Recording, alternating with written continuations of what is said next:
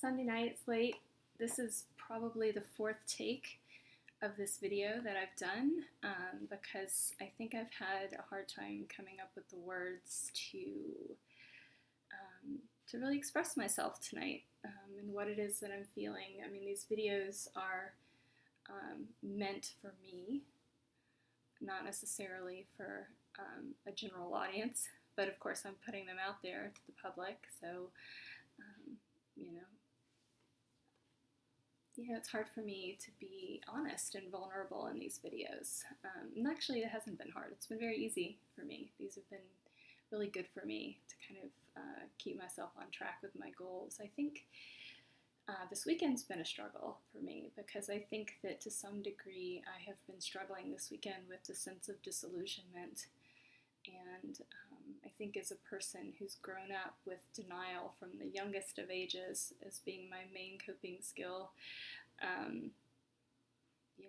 when I have to kind of confront that denial, I can fall off a cliff and go right straight into disillusionment and cynicism. It's kind of a difficult path to kind of keep myself from doing that. So I think this weekend I've just been really in touch with my cynical side and my disillusionment. And I am really fortunate. I think that's what's good for me is that I can see all the wonderful things and people in my life that I have. And I do have wonderful people, and I'm fortunate. But sometimes I struggle with a sense of seeing things for what they really are, or seeing people for what they really are, and how I have misled myself sometimes.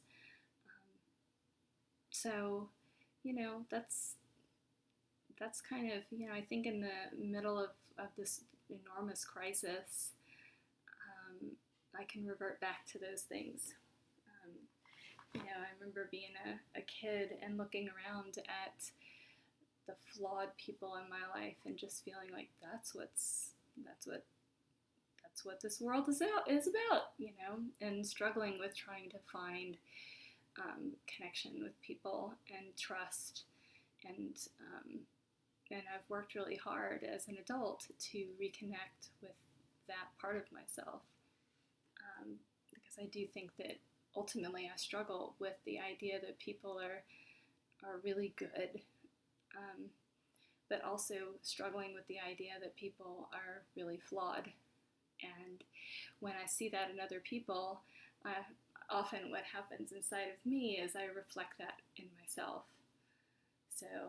So I think this weekend, as I've been disillusioned with other people, I then feel, I'm quick to just feel kind of bad about myself.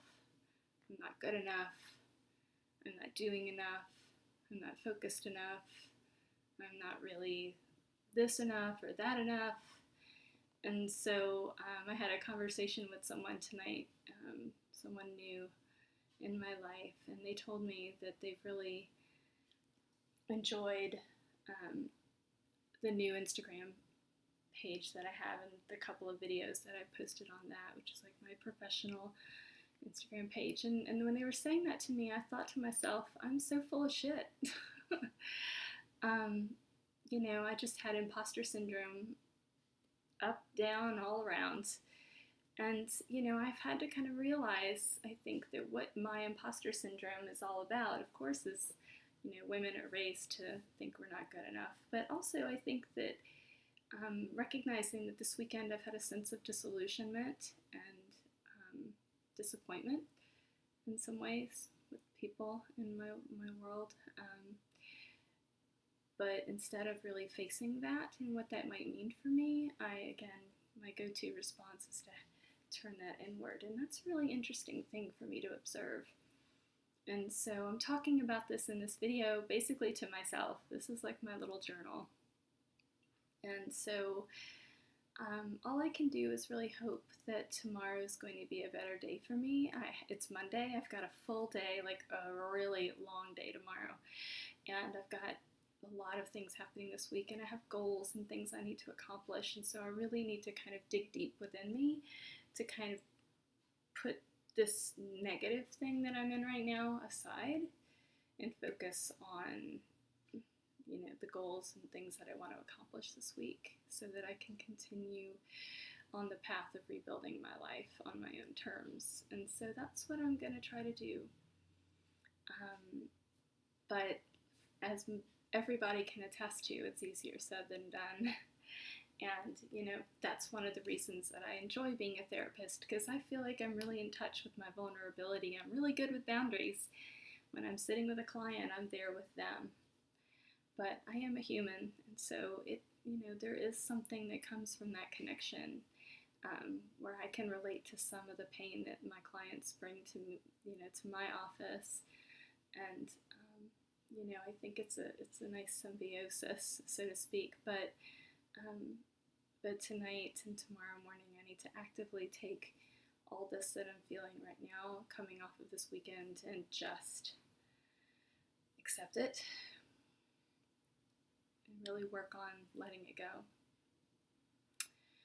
because it really doesn't serve me. And I think that, considering some of the things that I experienced in my youth, and some of the ways that people, around me did not support me and didn't, I guess, created some disillusionment, if I'm going to continue on that theme. I had a lot of anger and stuff as a teenager that I really didn't know what to do with, and I had to keep the facade up of being sweet and helpful and caring and acquiescent. And but inside, I had a lot stirring up in there. And fortunately, I never did anything really all that bad with it. I was able to just kind of stuff it all and deal with it and keep moving and find a way to make a career that felt meaningful to me, and and have good things in my life. And so I'm grateful for that. But there was a lot inside of me that was really dark.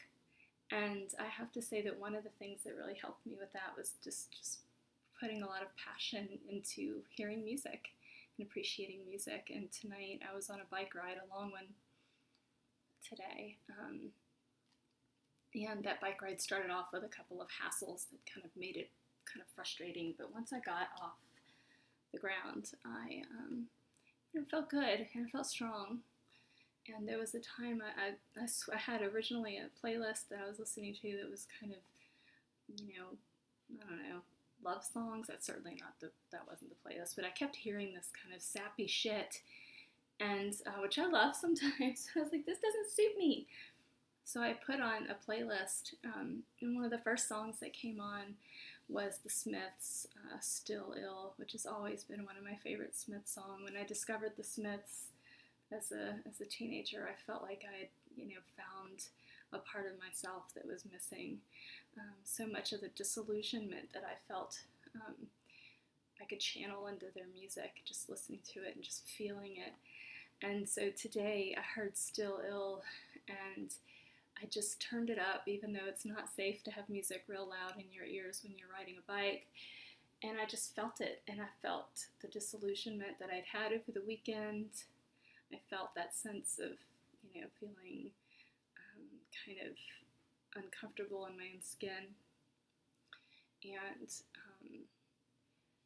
all the stuff that I was feeling, and I just felt it, and I felt like I could throw myself into riding my bike hard, and it just felt so right. And I thought it was so funny that the title of that song was so apropos of what's happening in our world, but it really, it's just a song about disillusionment, and it felt like therapy to me. And so that's what I'm going to add to my playlist tonight.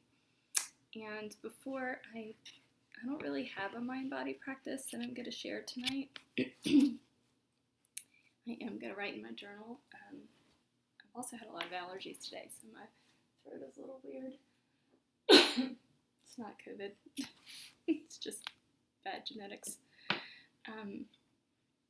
And so I'm going to light the Palo Santo again, and I'm just going to breathe and just kind of wish away the disillusionment and try to bring in some optimism, because to me that's the opposite of disillusionment.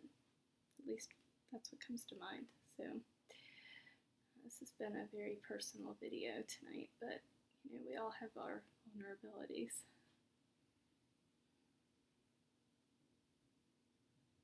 So here's my flame, and I'm just going to let it extinguish. Although this is really beautiful, isn't it?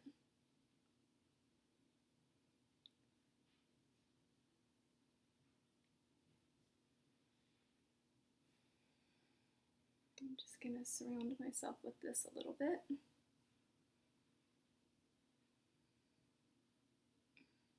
From my toes to my top of my head, all around.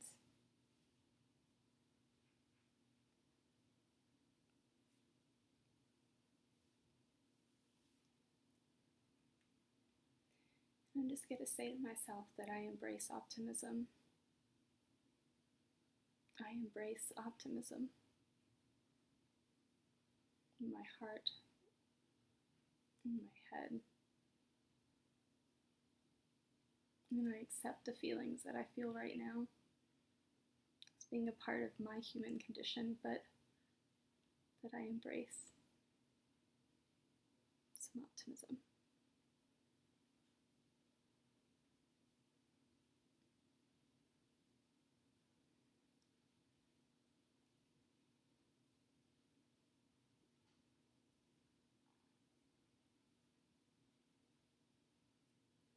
I had to relight.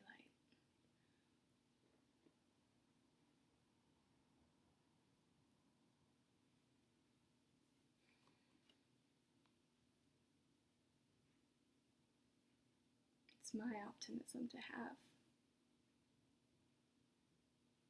and I'm going to embrace it.